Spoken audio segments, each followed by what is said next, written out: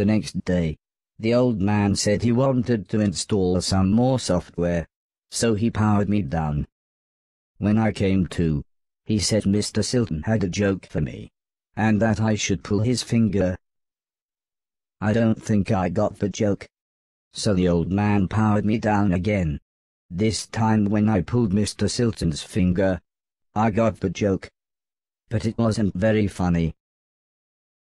The old man then explained that he had installed a special chip which allowed me to clean away anything that was broken. He said it also tells me how many things are nearby, and how many smaller things are in a bigger thing. It all sounded very complicated, but he said all I really had to do was pause, and it would bring up all the information I needed. He then said he wanted me to find and clean all of the items in the room. He told me there would be some chains to climb, but that would be nice and easy, as I just had to press up. He then finished by saying, when I had collected all the items, I should come back here.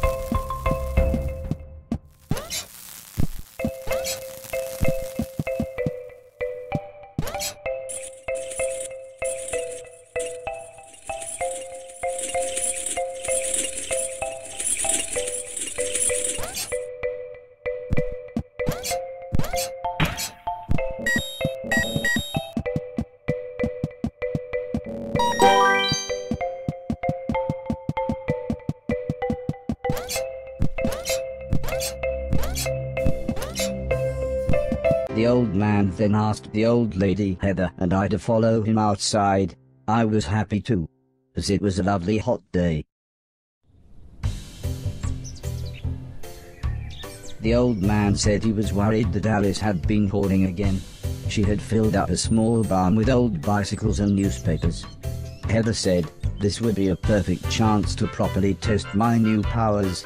The old man thought for a second, then said, using the steptoe chip, I should find and clean at least 300 things. When we explained to Alice what we wanted to do, she seemed scared. But after the old lady kindly explained that, well, the barn was starting to smell, she said it would be okay. One last thing, said the old man. If you want to use a door, just push up. When I was about to enter the old barn, Mr. Silton said he had seen some mushrooms growing inside. He asked me to give him any that I found. He then winked, but I wasn't sure why.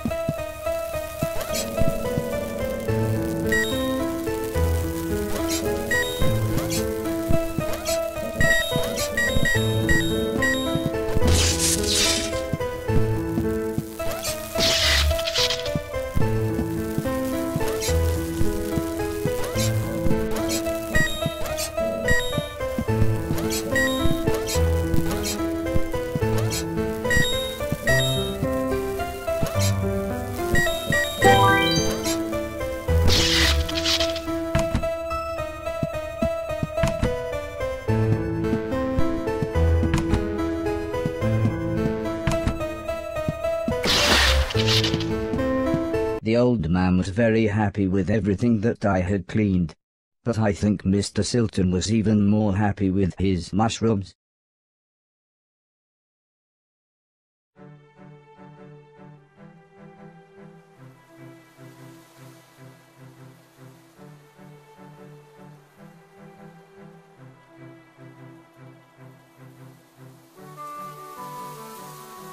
It wasn't the days getting shorter, or the evenings getting colder. It was the falling leaves that really made me feel sad. As we watched the trees blowing in the breeze, the old lady said, "The leaves must fall before the blossom comes." She had already explained the seasons to me, so for once, I actually understood. But it didn't make me feel any better. The old lady obviously had enough of my moping, and said, "Right, next week we're going to have a party." For some reason she insisted that we were all going to wear costumes. Heather was very excited and said, "I've got some perfect ideas."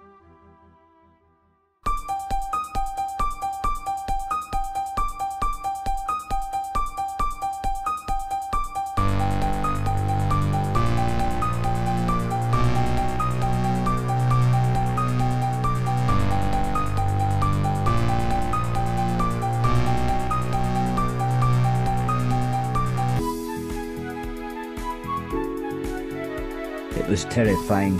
Everyone was dressed like someone else. I think I was meant to be some kind of pumpkin, as everyone kept shouting, "It's the Great Pumpkin." Still, at least Mr. Silton was having fun telling everyone his joke.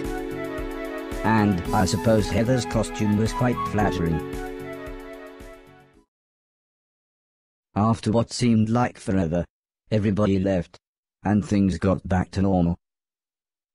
Heather was allowed to watch a scary film before she went to bed, but I had to help Alice and Mr. Deck clean up. Coming to get you, Barbara. I wasn't happy about this, but the old man said if I was quick, then I could watch the end of the film with them. You're acting like a child.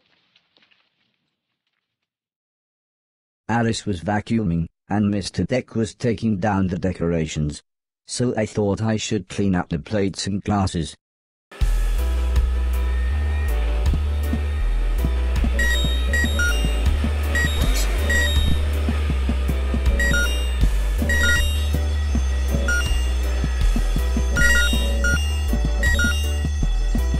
The ear-splitting sound was the fire alarm.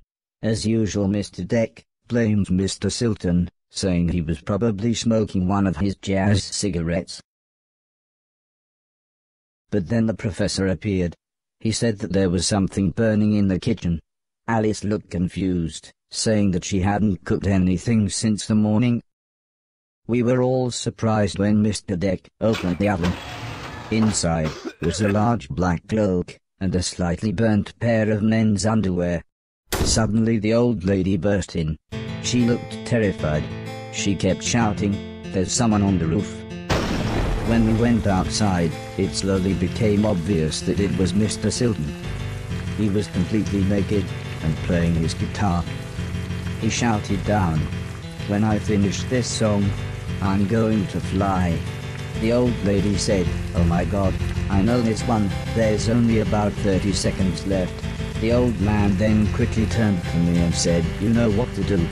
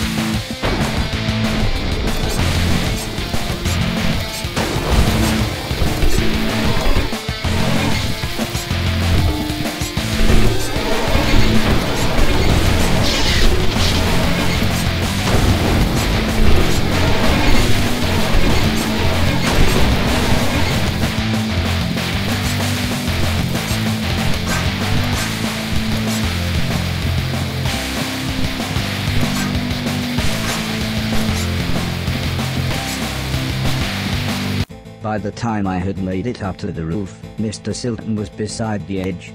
I tried to calm him down, but he was acting even more bizarre than usual.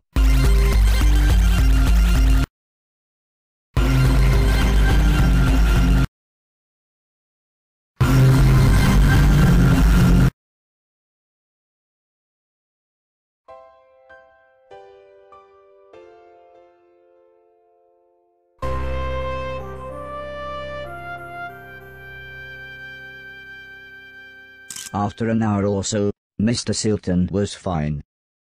He said he had eaten some bad magic mushrooms. Part of me wondered why he hadn't doubled in size. Still, he was soon laughing and joking with the paramedics. One of them said he looked like the world's worst clown.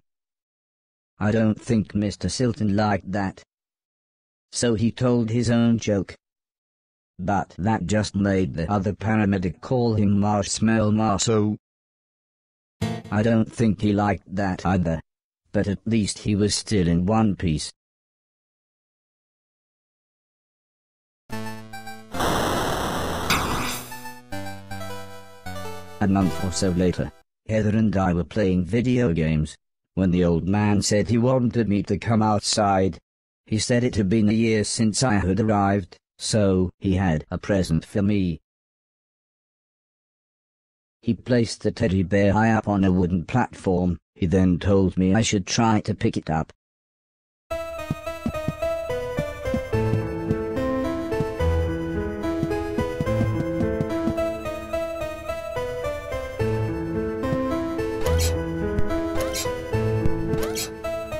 Try as I might, I couldn't reach the teddy bear. However, I still don't understand what happened next.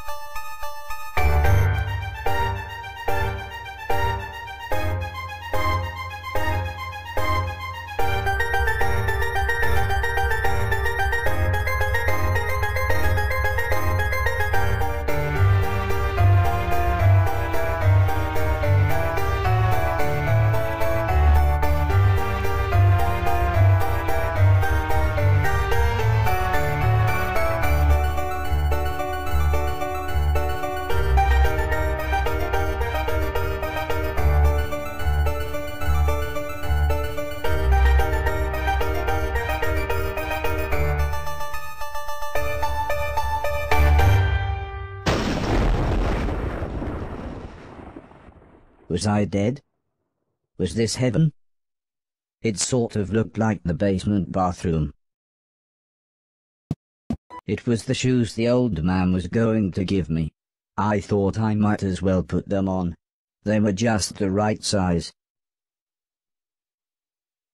The old man's hat fit me pretty good as well. I'm sure he wouldn't mind if I wore it.